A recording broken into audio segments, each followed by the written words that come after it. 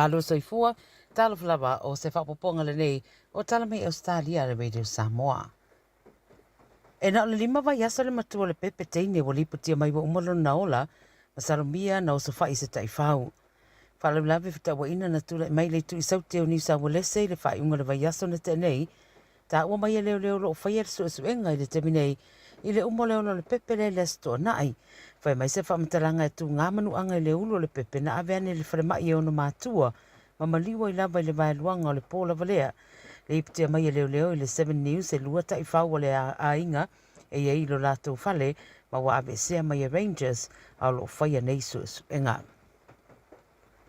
E lua whale blama tau taavale le M4 ai sini na matua i loka i le whewha i a taavale le tai awa na leila ma tāpuni ai le tele o mga ala. Whai mai o se loli manisi taavale na la bevea i le Auburn ma tāpuni ai leina o whewa inga i le anga i atu le tūsisi 4 sini. Fautoi nai ave taavale e alofia lea wha tu manga i atu e whao ngā Parramatta Road. O le isi whaalawlawe tau taavale na momo atu i le whaalawlawe le tai aula wana leila sa tura i mai le tano li Ashfield tāpuni ai fo i male awala. O lo poloka pea wheo inga anga i atu le city ma ua fautoi na ave taavale tā pena mo se wha umi whainga malanga ona o lea mafuanga.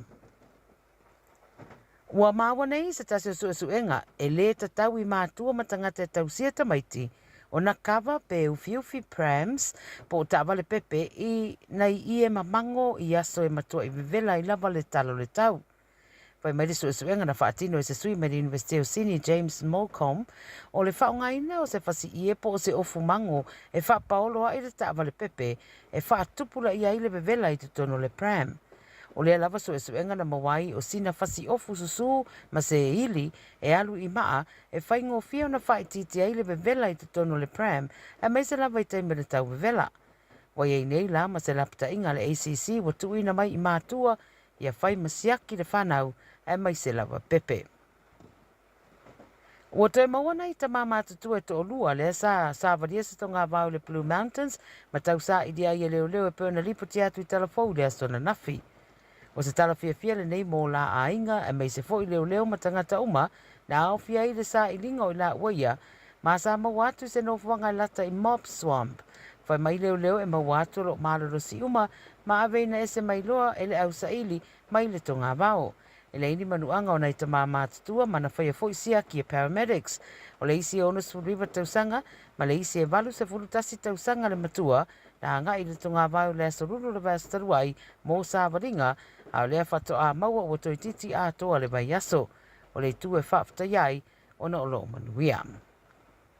O le tala muli o se manuanga i lona turi vai lea ua ta ua mai mo le mawhai e una whawawina e Taylor May le ta misanga le lua a wherua Spulmatolu.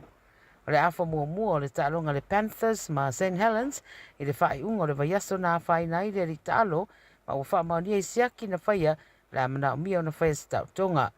Luas futasi tausanga o mei o le ia le isi ali i tangata taalo le lei a le Panthers le ana manu malo le tamisanga taluai mai se furu ma le ono ana sikoa tu ua whai i taalonga e luas furu lua na taalo ai.